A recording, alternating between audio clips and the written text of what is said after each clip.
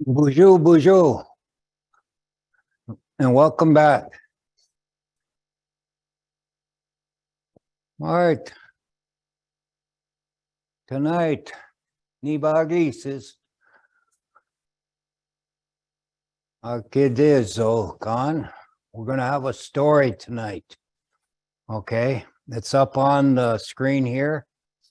And in the other room, I brought some of the scrolls. So some of the people who attended last night or tonight, excuse me, they were able to see and touch. And actually, this particular one here. And so tonight's story is about the homely one.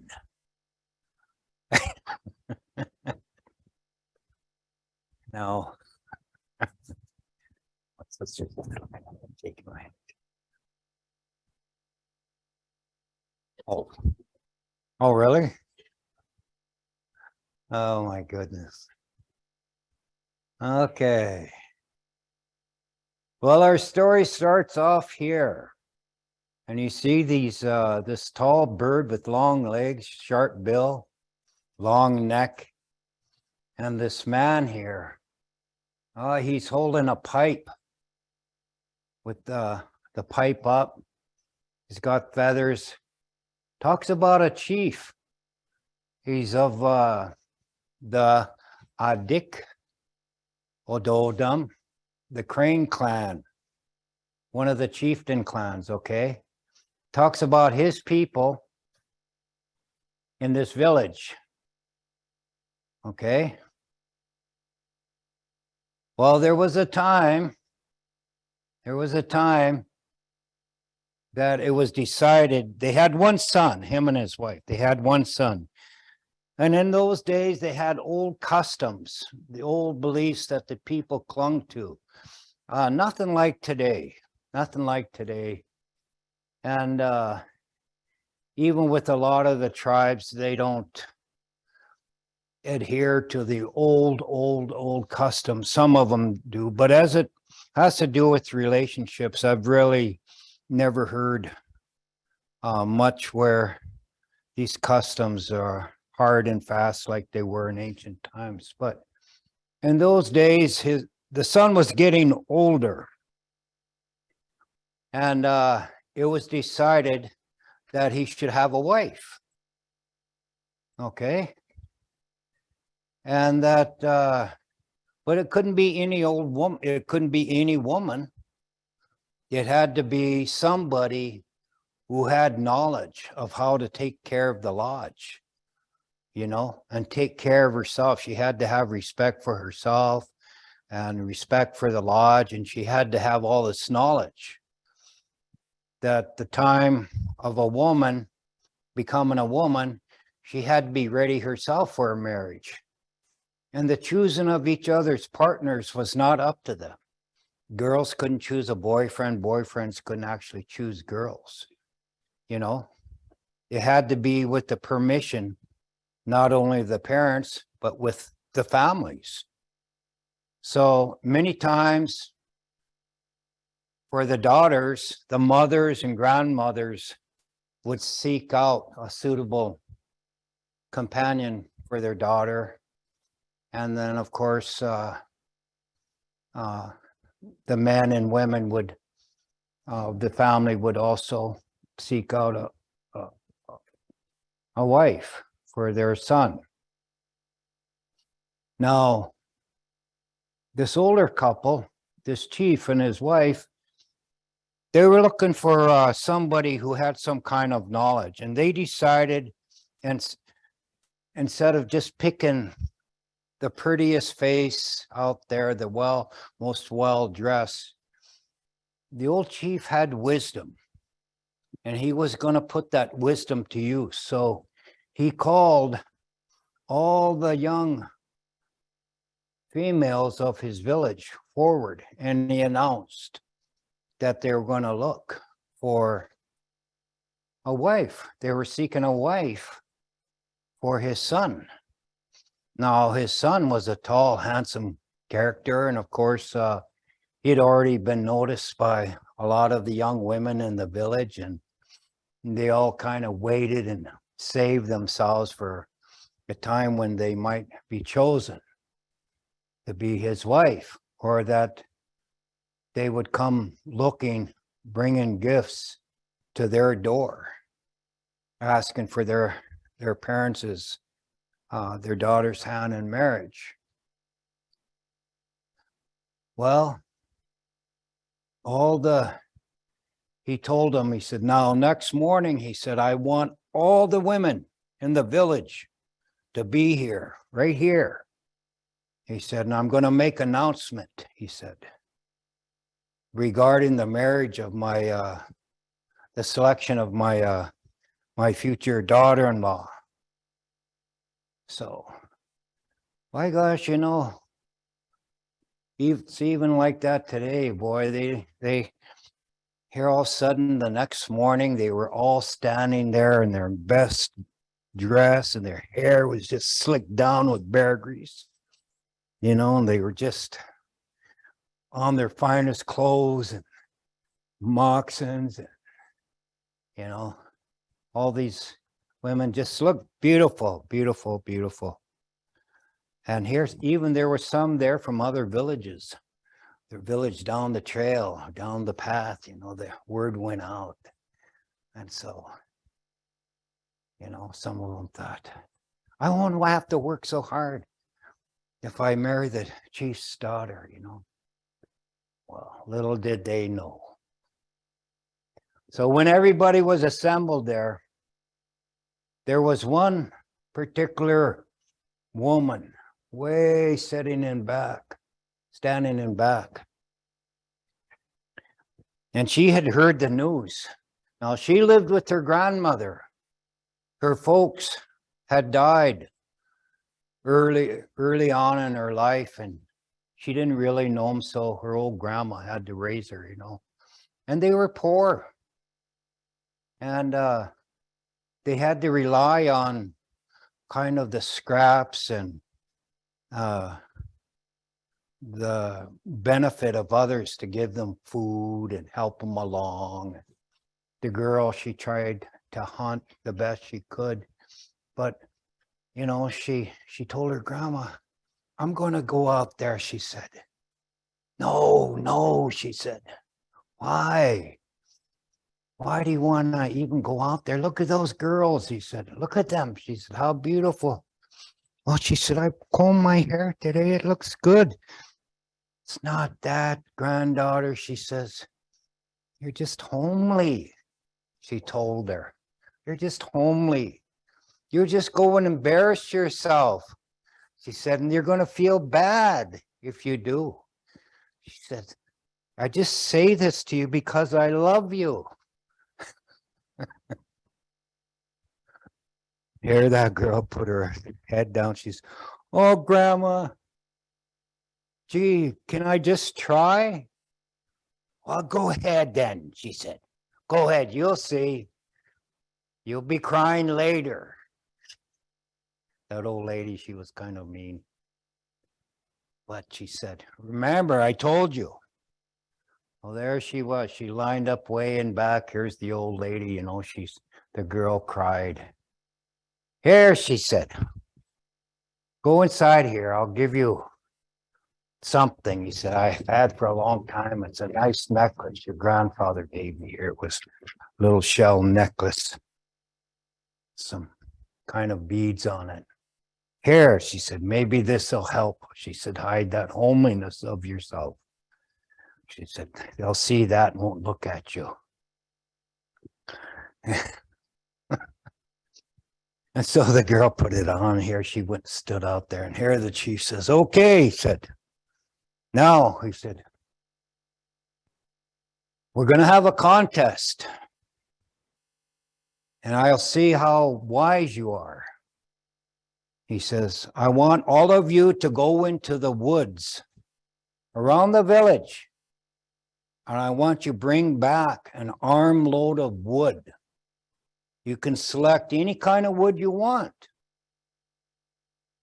But this wood has to be the best wood for cooking and keeping a lodge warm. during the night and throughout the winter. It throws off good heat, and it doesn't hardly have any coals left or ashes. And so, and the girls looked at each other, all these young girls, women looked at each, oh, that can't be too hard. So go ahead, go, he said. And here these girls, they all headed out which way to go find wood in the forest. Boy, some of them right away, they started seeing wood, and they started making a pile. Well, in those days, they had what they called, because they were used to getting wood, these young girls, these young women, because that was particularly a woman's job, is always gather wood for the fires. And they had this device that came, a broad band that came over their forehead and went down on their shoulders, and the rope, the cord split.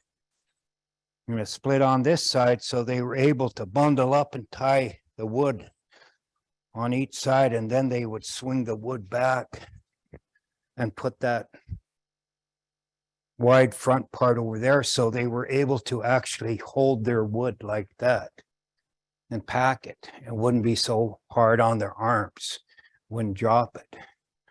These trump lines, and you see them carrying. Well, Grandma gave her hers, so they packed them. Here you see that right here.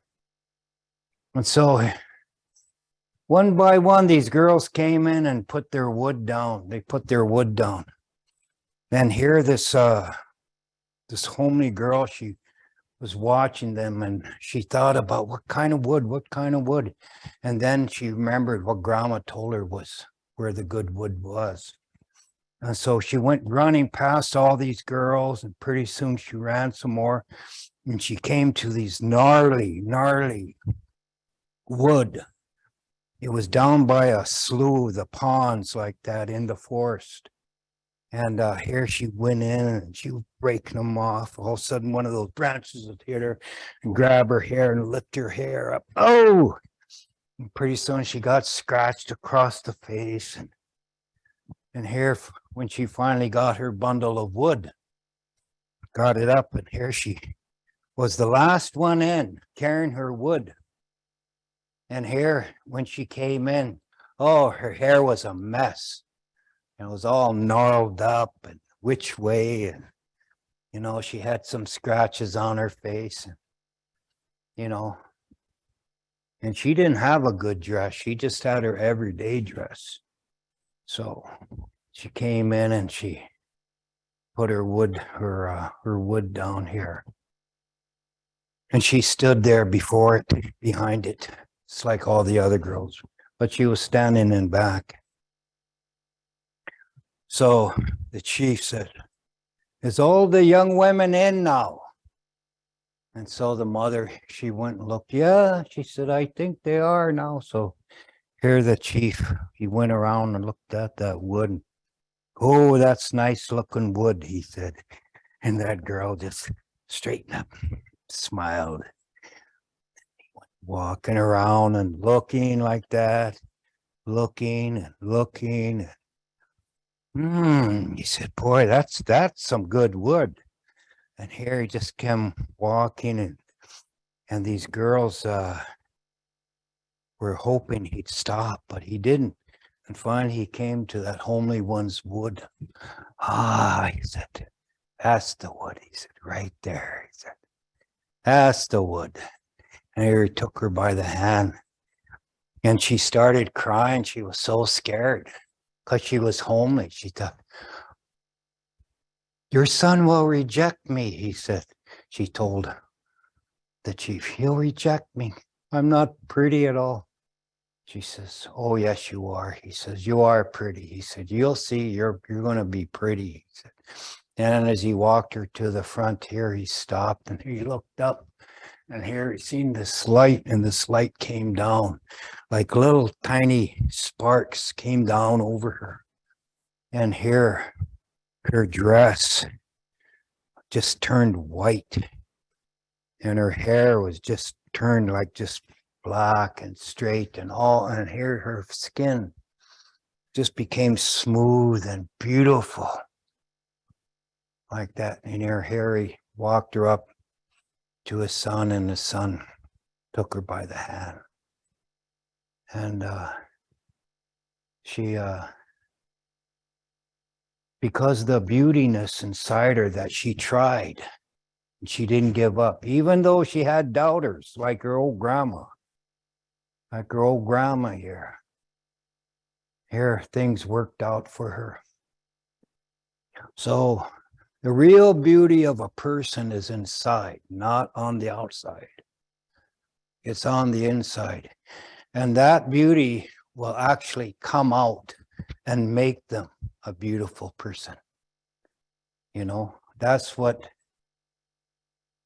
people really see, is the goodness and beauty. Okay, now I have a question for you.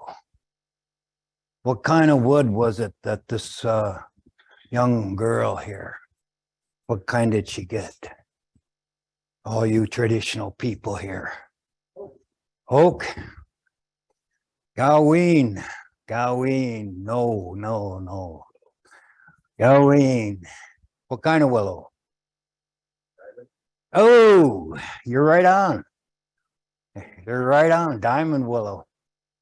Yeah, it's a form of hardwood, and it burns really hot, burns really nice, has a nice smell to it, and it hardly leaves any ashes. Yeah, perfect wood, the perfect cooking wood. Remember that, ladies. When you go cook your meal there, you don't have to use too much wood. Okay. All right. Where are these scrolls from and how old are they? How old are they? The ones I have, the reproductions are 40 years old. And where they came from originally was the White Earth Reservation. And the owner of them originally was a person by the name of Kakegishik, Everlasting Day. Okay. Him. They came out of the Sandy Lake area, eastern Minnesota, and then from there they came out of Madeline Island, out of Lake Superior. Okay. Yeah. So these are his stories, his scrolls. Yeah. Not sure if I missed it. Okay. All right. So I'm not to embarrass anybody about saying this, but I guess in plain, we're all homely in some ways, you know, until the Creator, His grace, His light shines upon us, His approval. And then, you know, when the true incarnation, spiritual incarnation of the Creator comes through us, I think from then we're shown in a different light. We're shown in a different light. So, yeah. Now we're going to have is there any more questions?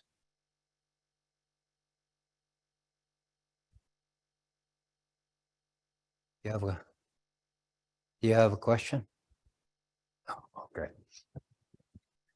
The next story, Kwasind, the fearful, strong boy. All right. The fearful, strong boy. Okay. This is about a hero, a boy who became a hero, but then he descended because he gained a power and he didn't use it for the good of the people, but he used it for his own ego. Okay, it was a gift. So All right. This story, from understanding what these say, this here image of a place called Bawatang, means the rapids, actually takes place in a flat area of between Lake Michigan and Lake Superior, on the east side of Lake Superior, that became the rapids, a rallying point for the Anishinaabe. Back in ancient times, the people settled there. This event, this story happened there. Okay. So at these rapids, off the rapids, there was a big area there. And it said that the boys liked to play. And they had a game. And they called it Little Brother of War. It's called lacrosse today, where they would take this leather ball and they would carry it and toss it to another person, and he'd catch it. The sticks had these little nets on them, and they'd play these games. It was an old game. Well, one day there was this boy. He decided he joined in. He came in late into the game, and he picked up a stick, and he had one of these sticks, lacrosse sticks, and he was playing this game. Here he caught that ball, and here right in the middle of this playing field was this big round stone right here. Where is it at? Maybe right here. Was right in the middle of that field, and he went running, and here he wasn't looking where he was running, and he hit that big stone that was sticking out of the field, and he just fell over and withered in pain. And all the other boys all of a sudden started saying, Kwasind, Kwasind, Kwasind, Kwasind. The boy got up, and he was so embarrassed. He didn't know what to think. And here he left the field, embarrassed and shamed, and he put his head down. And here of course, off the field was the village. Here, move it this way, Travis. No, the other way. This way. Yeah, there you go. And here he seen this old grandfather. He was sitting there in front of his lodge. And he said, Grandfather, he said, why is these boys, he said, calling me, saying that to me? Kwasind, Kwasind, what does that mean? He said, what are they trying to say to me? He said. Oh, he said, my grandson, he said, here, sit. Not Ben, he said, not Ben.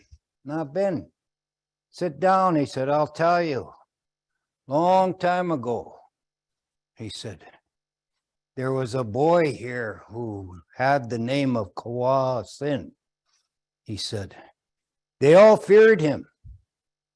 All the boys, all the people in the village feared him. And he had great strength, superhuman strength. There was nothing he couldn't carry, nothing he couldn't do that 100 men, as 100 men could do together. He had that kind of strength. This boy, here, move the slide over. The slide over there, you go. Can you see it? Why don't you zoom it out a little bit? There, a little bit. That looks good.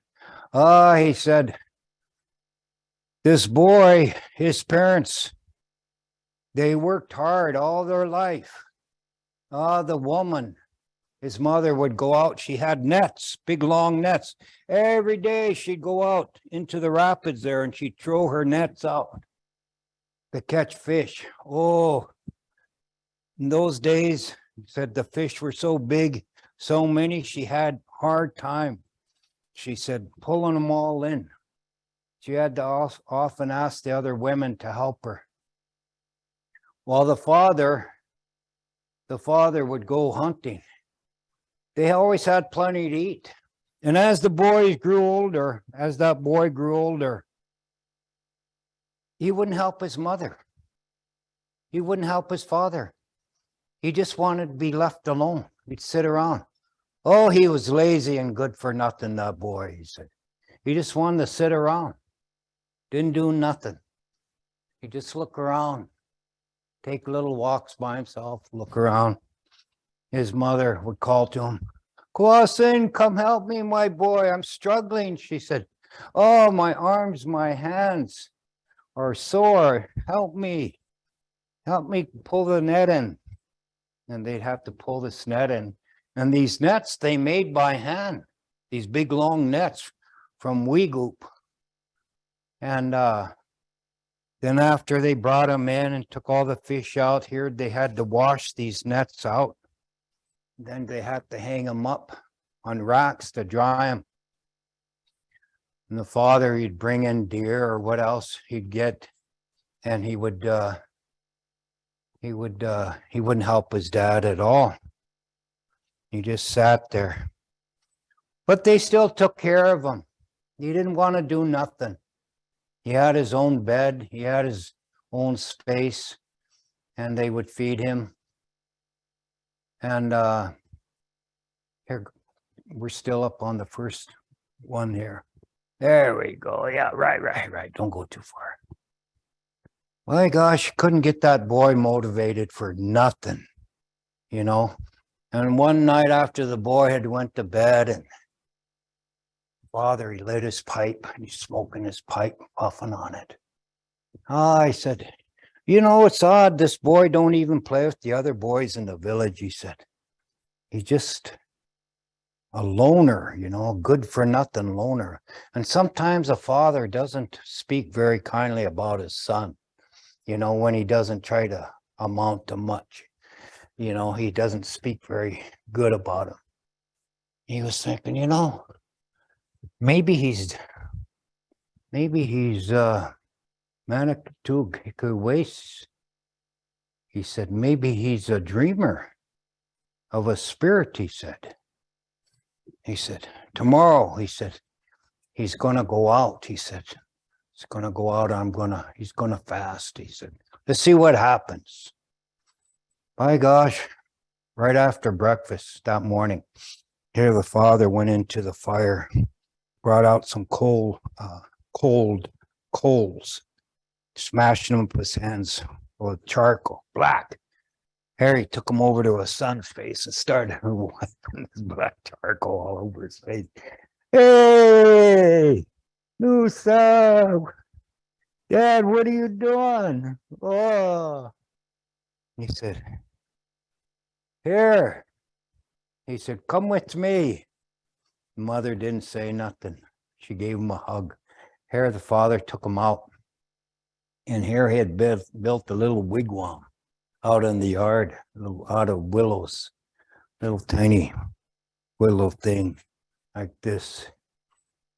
Covered it with birch bark. Now, he said, you stay in there, he said. He said, I'll tell you when you can come out. No eating, no drinking for 4 days. What? The boy said, why are you punishing me? He said, I didn't do nothing wrong. He said, I'll try to help you. I'll try to help Mom. He said, no, you stay in there. He said, don't you come out. He said, I'm going to be sitting here. He said, don't you come out. So the boy sat in there for 4 days. Here that first night, oh, I'm hungry.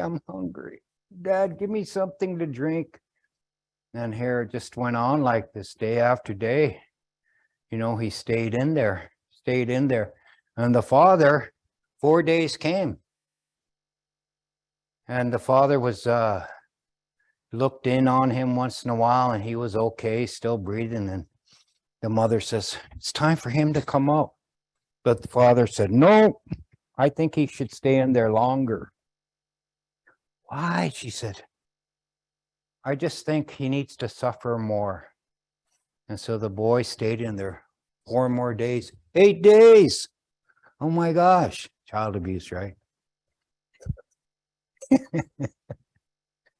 Anyway, so what they were doing in here, at the end of 8 days, here they brought him, just gave him a little bit of water, little bit of food. The boy was fasting. You ever heard of that phrase, fasting? Yeah, he made his son fast.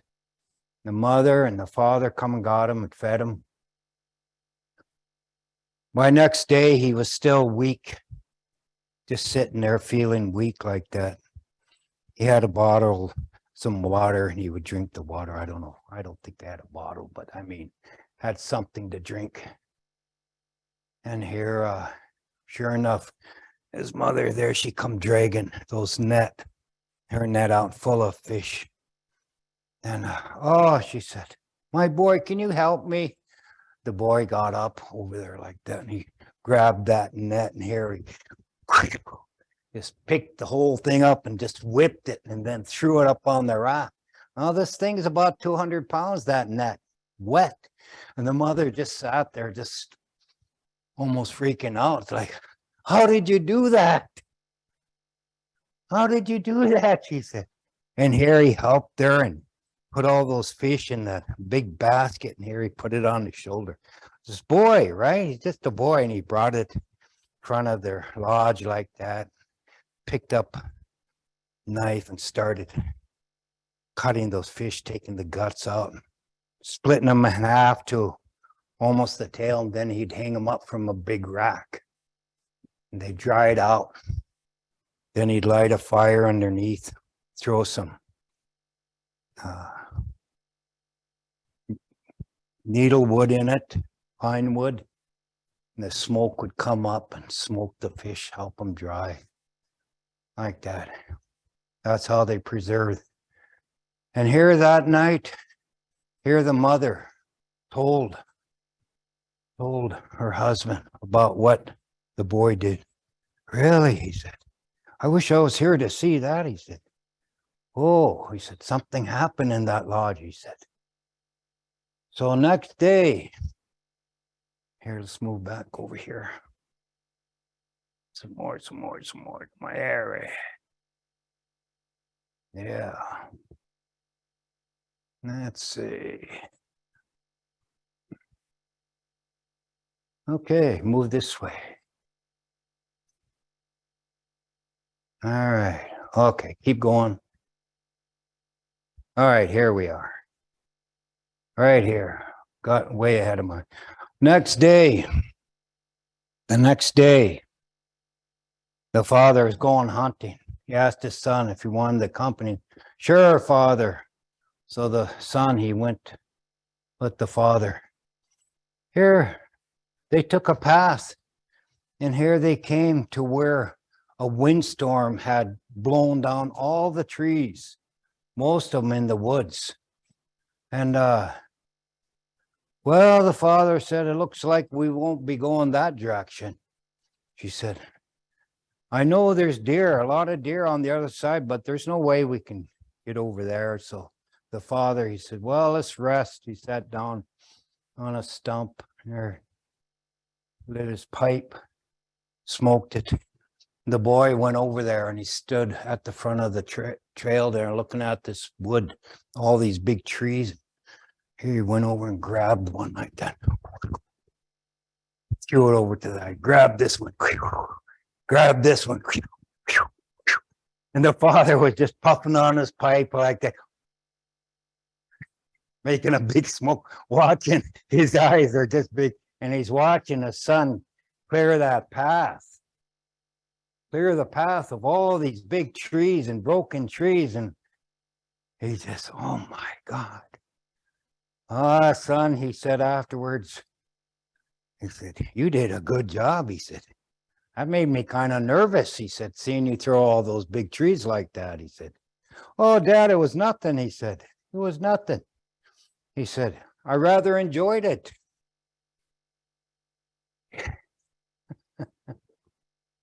My gosh, as time went by, the word got out about this boy having super strength. And And he had all kinds of friends. But whenever he exhibited his strength, it kind of scared them because they couldn't do anything like that. He was very popular, but they couldn't do anything like that. But his strength scared everybody. Well, one day he was in his canoe, his German, and he was quite a ways away from the village, about 3 days away. And here he's seen this big giant beaver. And here it slapped the water, and this canoe almost went over. And it made him mad. And here he saw that beaver going in the water, and it went to this big, huge lodge of sticks and trees. It looked kind of like a big stick hill in the middle of that stream. And here he dove off his canoe like that. And here he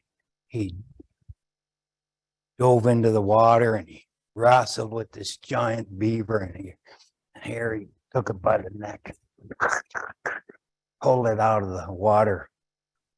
And we go over more. Yeah. And here he took it to the village, picked it up, dragged it to the village, and just laid it there.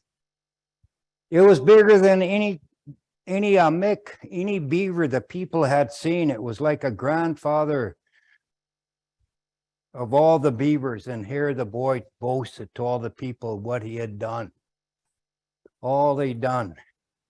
And from then on, he started doing all these feats of strength. But almost all of them is he was showing off. And his name became more well known, and he would kill great animals and do great things. And sometimes the people didn't benefit for them. But of course, he gave them the beaver. He took the tail for himself and gave to his mother. He said they cooked that tail. Ever ate beaver tail? It's the most delicious thing ever. Yeah. Yeah. You just put it on a stick, a fork stick, and cook it like that. And here it just cooks up, and you just peel the skin like a steak. Yeah. Sweet. The meat tastes sweet. And here, one day, unbeknownst to the boy, unbeknownst to the Aadizookaan, you know, these, the fairies, you know, they're like the mimigwesi, like the butterflies that fly around. And they live way into the deep forest, these little fairy people, or the Aadizookaan we call them. And here they had a meeting, and they said, why have we done that? Why did we make a mistake? We gave this child a gift, but what good has he used it for? Except for himself, except to make a name for himself. Not out of doing good, but his head has become very big. His head has become very big. And it was decided we are going to take his gift from him. So they watched for him. They watched. And sure enough, they watched him from afar. And he liked to be in his canoe, and he'd float down this stream. And there was a high cliff right above below where they all gathered up on this cliff overlooking the stream. And they knew he was coming down there, and he would be stretched out in his canoe on his back, laying down and falling asleep, you know, just going down the stream on a nice warm summer day. And here they gathered all of these burls that grow off trees, these burls, like they're big knobs. that grow on the side. Some people used to cut them off and make dishes. And so they're formed by a worm that goes in there and pushes the wood. It deforms the wood. So they took these off and they piled them up.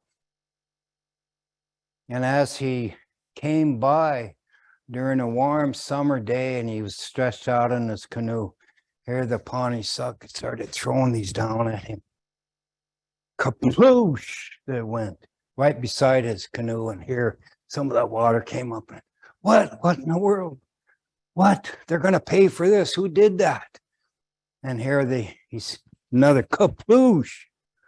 And where's that coming from? And here he looked up, here he seen one. And here when he looked up, one hit him right in the forehead. Boom! Ah! And here he rolled out of his canoe. And they never seen him again. Here, keep moving to the side. Yeah. And the spirit of Kwasind rose from that water, never to be seen again, but still heard of. And so the grandfather told this boy, he said, that's Kwasind on one of his great feats. He said, that particular stone that you tripped over, Kwasind had picked up a great boulder from the rapids and he threw it, and it came way far and it hit right in the middle of that field, and it's been there ever since. And they call it the Kwasind, the Kwasind stone, that which you tripped on. So he said, if you ever want to be as Kwasind, expect a Kwasind ending.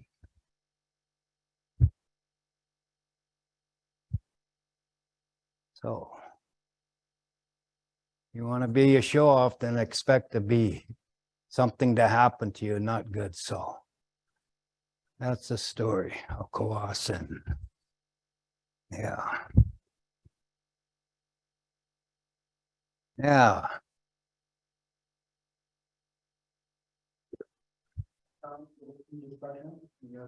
Yeah. You make a phone call real quick. But if anyone would like to speak, please keep the microphone to people online. Okay. Uh, You want to say something? No, but I'll hold the microphone. Oh, okay. How about you girls? What did you learn from it? What did you learn from this story?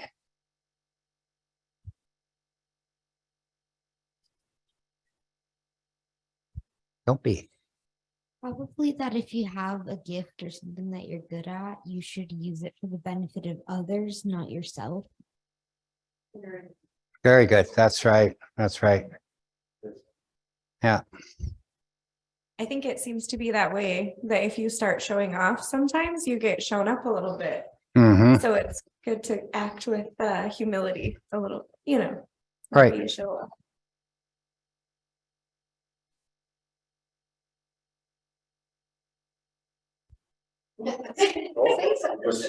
Think I want to say something.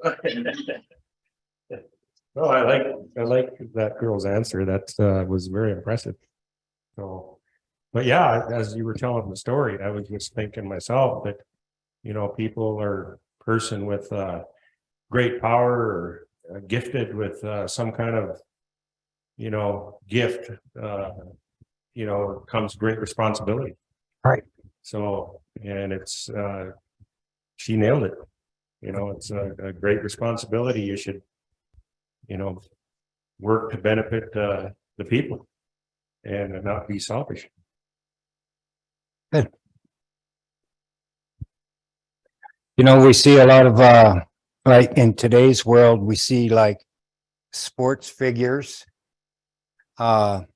movie stars, or even others, that either have fame, money, or some kind of athletic gift. We see so many when they get that, they reach that pinnacle, then they start using it for a selfish person or being irresponsible or doing something very foolish, and then they lose that respect. And I think about sometimes the people that admire them, the boys and girls, must be such a disappointment. And so, especially people who, we all have gifts, and we sometimes think where these gifts come from. Well, I think they always come from something greater than ourselves. And that was supposed to help us with our walk in life and to assist others who may not have that gift. So if we just use it for ourselves, our benefit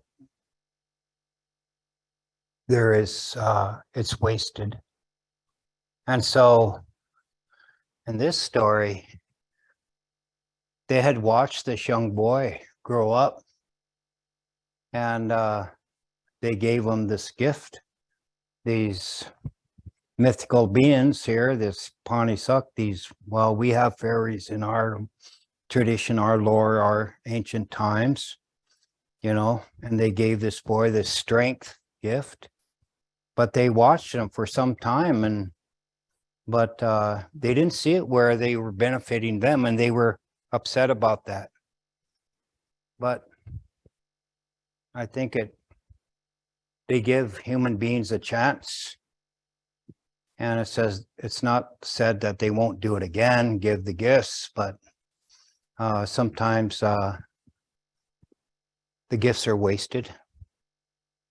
So yeah.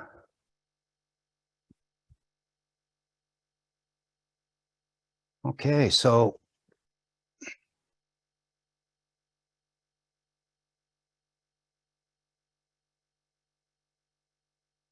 yeah. Anything else? You want to say anything? Nothing? No? Nothing? How about you, Lee? Nothing? Okay. Young boy was playing cross, Yeah, and you called the little brother of war. right. Was that game used widely amongst tribes to? Mostly out in the east where the people came from.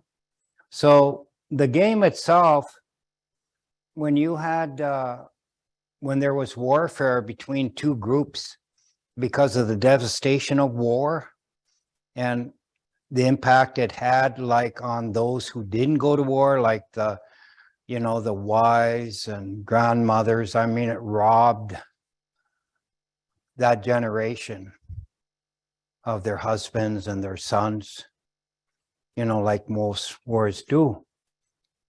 So the wise ones back then said, why don't we, if we're going to have a difference of perspective and a difference of opinion about this, why don't we have a game, and whoever wins, it goes their way. Much like the Olympics came about in the days of the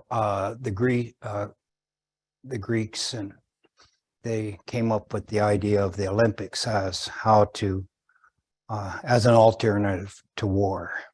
And that's what lacrosse is called. I don't know the word for that. I used to know it, but I forgot. But it's called Little Brother War. So the playing field sometimes is 5 miles long. Yeah. And depending the dispute, whether it involves a female or a male or males, either the women play or the men play. And of course, the men in the oldest of days, they wore nothing out there on the field. Later, they wore an Aadizookaan, a breechcloth. Yeah.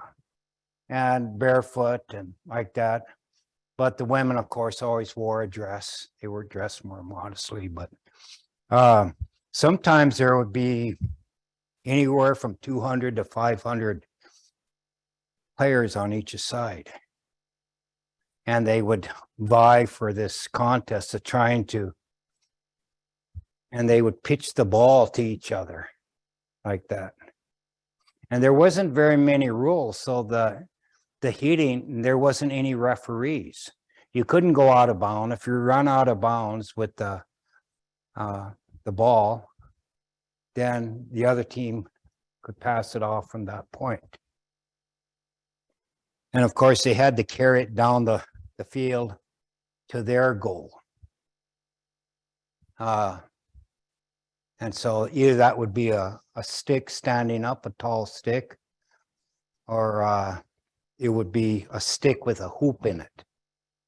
And they would have to throw it in through the hoop. So, but sometimes, so you can imagine the melee, trying to get that ball if it ever fell, that, you know, try to get, but once in a while they had to stop the game to actually get the ball and restart it. But there's more rules to it now. Lacrosse is a very formalized indigenous game of high school and college out east, and they actually have big leagues, and it actually hasn't reached out here. Some of the native teams on the reservation, they play it, but it's not a formal game yet. Do they have a lacrosse team? I never knew that. What is it? Oh, really? Oh, I never knew that. Did you know that? Could become a lacrosse player. Yeah, so it's just a flicking of the wrist. They throw that ball, it has a little net in it, and they catch it, carry it, and run with it. So, but I don't think you can hit each other with sticks today. So, yeah, there's a lot of bumping and stuff like that. So that's been played a long time by the tribes that came from the east, which our people are part of. And yeah, they played there at Tongue. So that boy ran into that big rock.